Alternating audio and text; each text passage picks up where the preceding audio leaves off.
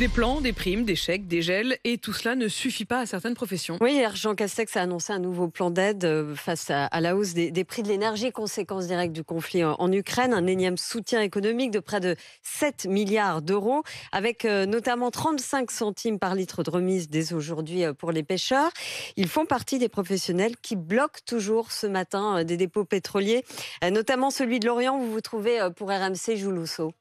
Oui, ici le jour n'était pas encore tout à fait levé ce matin que Hervé Bigouin rallumait le brasier. Cet entrepreneur du BTP a d'ailleurs passé la nuit sur place dans son camion comme d'autres et il se prépare à une nouvelle journée d'action.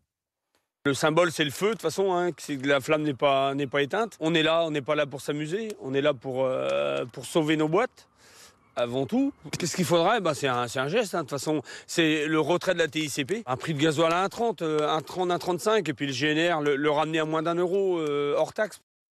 Ouais, le GNR, le gazole non routier, utilisé notamment par les agriculteurs qui doivent démarrer la mise en culture dans une dizaine de jours seulement. C'est sur eux, entre autres, que repose la fameuse souveraineté alimentaire de la France évoquée hier par Jean Castex. Ce matin donc, les engins de chantier et autres tracteurs bloquent toujours l'accès au dépôt de Lorient. Des policiers sont venus établir un inventaire, peut-être en prévision d'une nouvelle intervention des CRS dans la journée, comme ce fut le cas hier à Verne-sur-Sèche, près de Rennes, où le dépôt a lui été libéré en fin d'après-midi. En Bretagne, il reste donc les sites de Brest et de Lorient, dans lesquels plus aucun camion-citerne ne peut venir se ravitailler. À Lorient, un manifestant nous disait ce matin qu'en général ici, les blocages peuvent durer toute une semaine.